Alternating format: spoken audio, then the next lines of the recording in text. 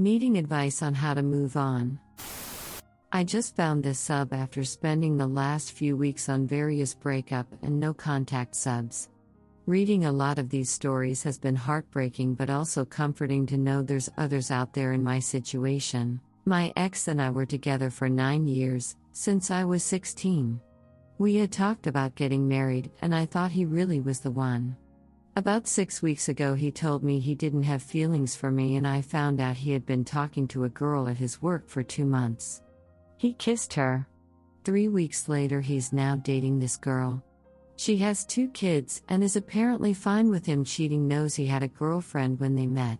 I've been working out, spending time with family and friends, reading, watching way too many comedy specials on Netflix. Any tips on ways to get over this? I can't help but feel like he'll eventually come back with his tail between his legs, and I know that's keeping me from really committing to moving on. He wants to stay friends and this Monday I told him that's not possible. Perhaps if he had broken up with me when he originally felt like he didn't have feelings, but after finding out he was going behind my back and cheated, I can't do it. This is the man I wanted to marry and he so easily threw everything away and I can't seem to get past that. Everything just seems like a lie, or the past 9 years were a waste. Even his close friends have told me they never expected him to do something like this. Update: the truth always comes out. My ex and I have been broken up for almost 3 months. He texted me the other day to come get some mail after us not speaking for 3 weeks. He seemed down, not as cheerful as the last time I saw him at the beginning of his new relationship with AP, and told me how he has no friends anymore and he just sits at home all day after work. He mentioned if I could renew his Apple Music he pays for it but gets a discount from my student email, and I log in and see he had a subscription to Tinder in September 2019. When we were still together. When he was helping my mom move. When we were going on dates. When we, as I thought, were happy. I thought that his cheating started 2 months before we broke up. He originally said he lost feelings and 2 days later I see a text from his AP. Turns out, he was doing shady stuff for a lot longer. 9 years together and he just says he was unhappy for a long time. Did I ever hear him voice this concern? No. He chose to seek validation from other people and destroy our relationship. The truth always comes out. Always. I stumbled upon that text from AP. I stumbled upon his Tinder subscription. I told him today to change his mailing address, and to come get the rest of his stuff he's been leaving behind for months. I honestly felt bad for him yesterday. Thought that maybe he was feeling the weight of everything he had done, but now finding out more, I never want to see him again. Update: trickle truth and telling the AP. I posted here about a week ago about how the truth always comes out, and it turns out more has come out. My ex was on dating apps talking to other women for about 5 of the 9 years we were together. I was furious.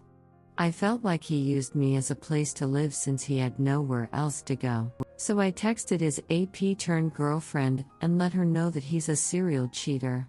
Maybe she thinks she's special because he chose to cheat with her, but that's just not the truth. He would have cheated with anyone willing. I know it was immature, but first of all, screw my ex. Second, she deserves to know he's a horrible person and she can make the decision to stay with him or not.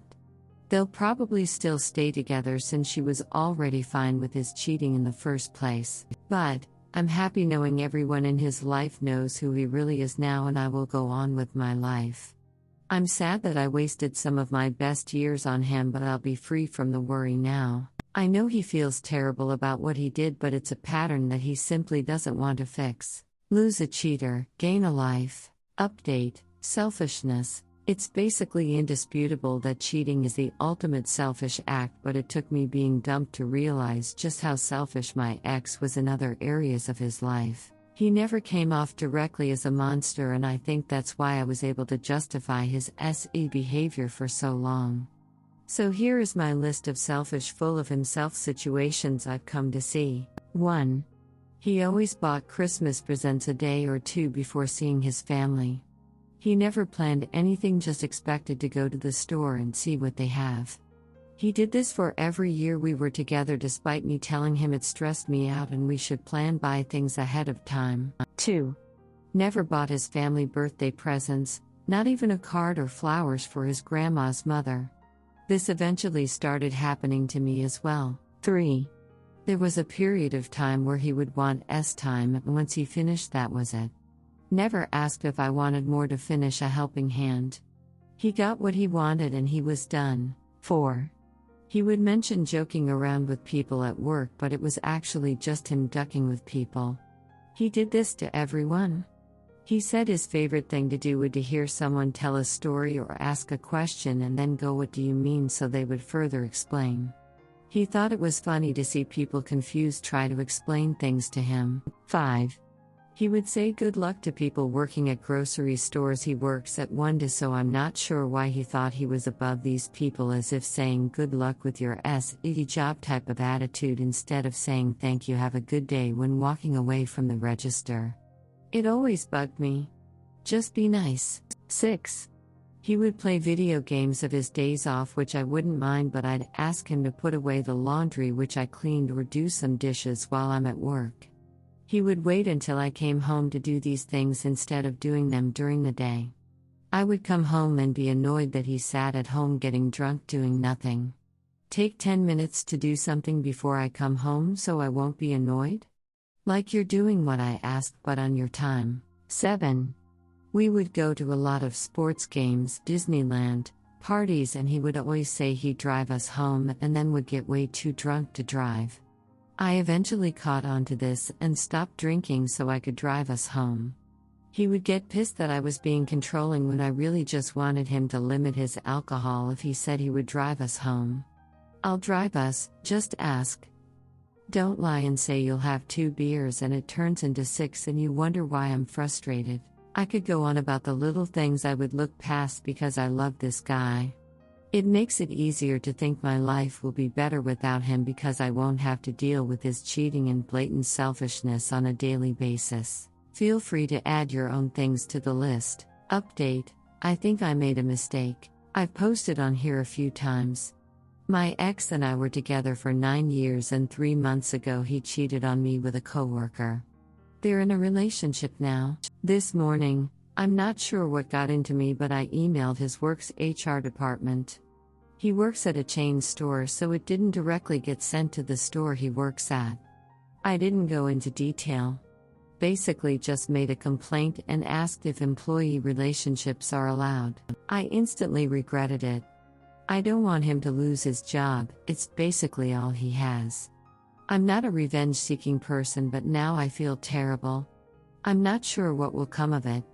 I think I ducked up and took it too far. Update: today is an anger day. I just still can't wrap my mind around how people can do this to someone else. 9 years together. Throws it away on a coworker and they date 3 weeks later. Did all that time together mean nothing? She knows he cheated and she still wants him? What kind of mental gymnastics goes into that? Plus, she has 2 kids at 27. Not knocking single moms, but you'd think she'd have some more sense in her. My ex also has no idea when the girl and the father of her kids broke up. Is that really not something people ask about? I can't help but think he's so deep in limerence that he's just not thinking straight. I can't imagine they have anything in common. Is it mean that I want this to blow up in his face? I think it's true they really don't understand the amount of pain infidelity inflicts on a person until they go through it. I've honestly lost my hope that there's actually good people out there. Update: you can't save someone from themselves. I've been doing some introspection and research since the start of my NC period with my ex. Mostly unresolved childhood issues and what can cause cheating, the affair down phenomena, and the 80-20 rule. My eyes have also opened up to the amount of emotional abuse I was subjected to. I think the more I look at my relationship and the red flags I looked past, it all just adds up to the fact that I couldn't save my ex from his own issues. I was his 80 while his AP-turned-girlfriend is the 20. I hope one day he realizes this, even if it's a fleeting thought. On the other hand, there is totally the idea of their soulmates, and I was just in their way of true love this entire time in the back of my head, but I know that's just anxiety. I'm funny, intelligent with college degrees in a respected field. I'm no supermodel, but I'm somewhat attractive. I'm kind and giving and have a good head on my shoulders. He gave up 9 years together to be with a girl who has 2 kids from another relationship. He told me he doesn't even know when they broke up. I'm convinced she could easily just be using him for emotional support if the breakup was recent.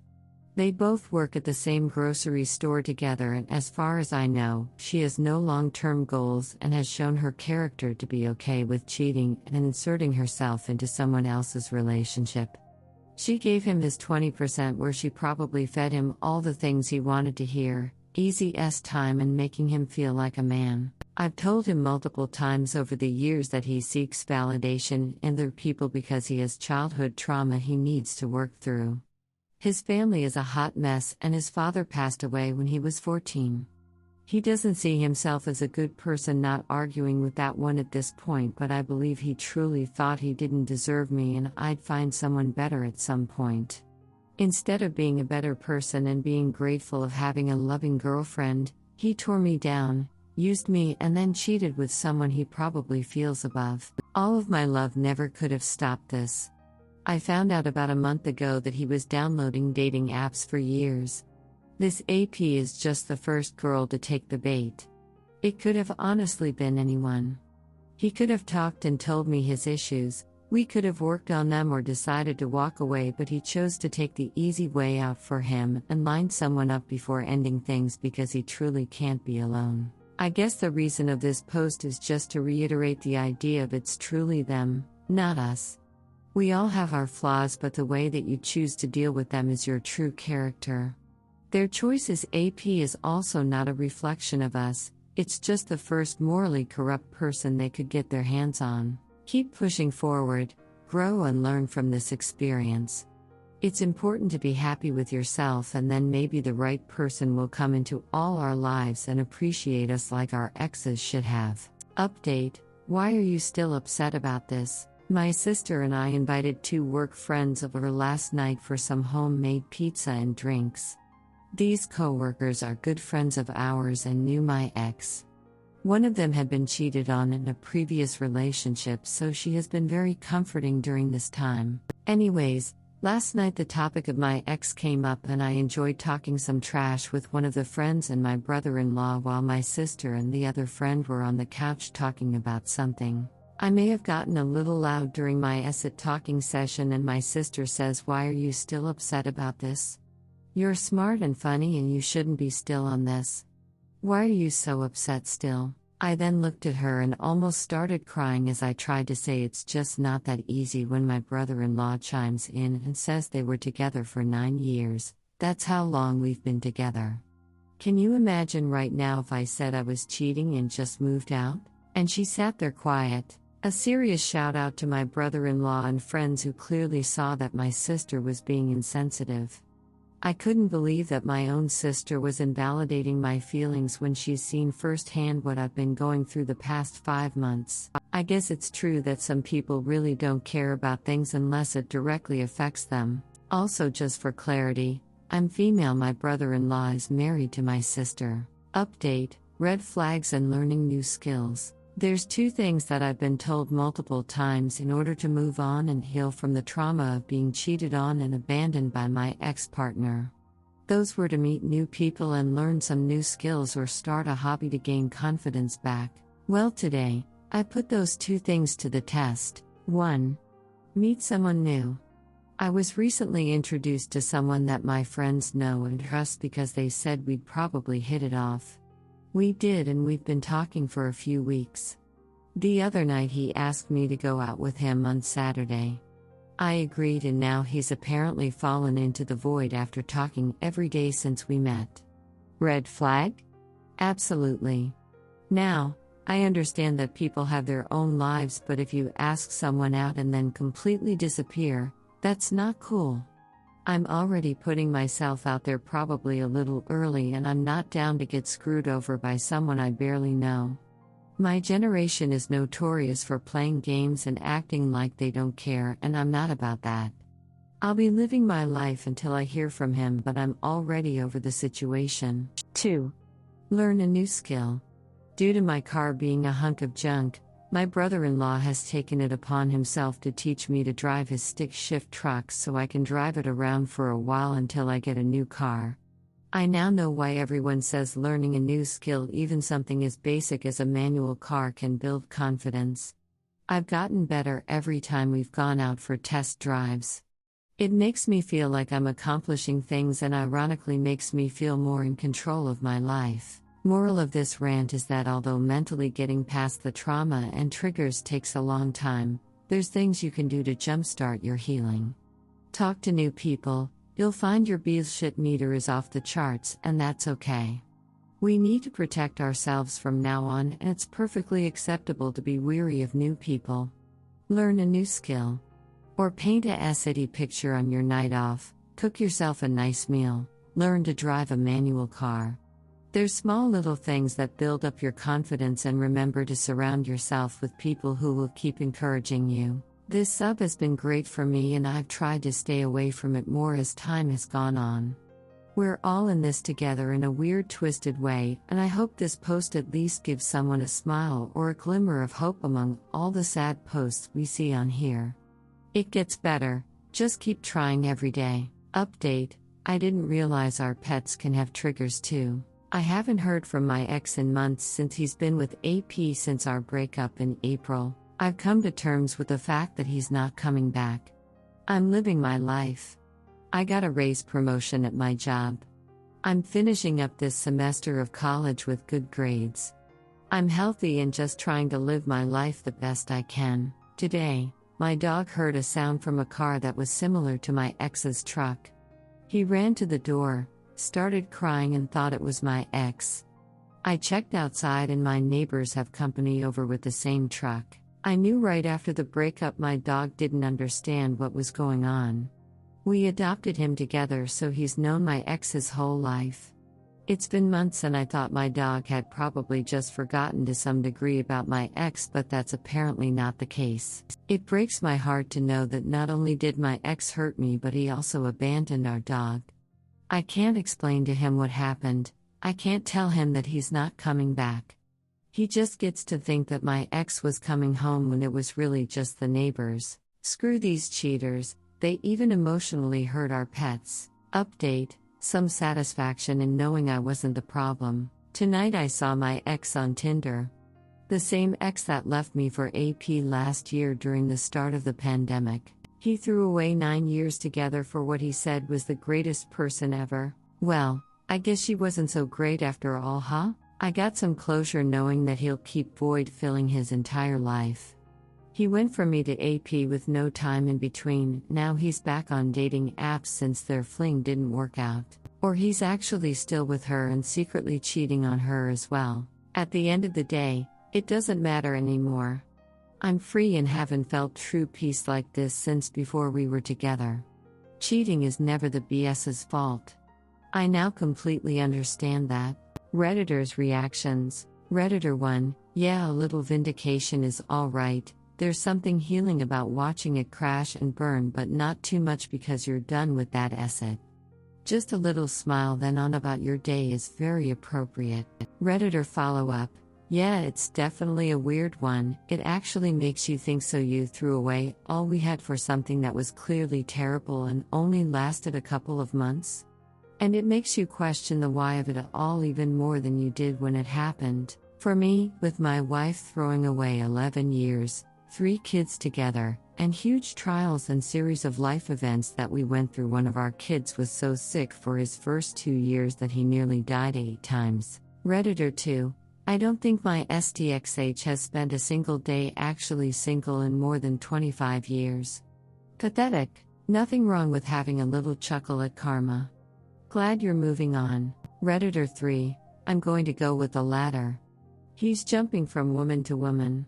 Once a cheater, always a cheater.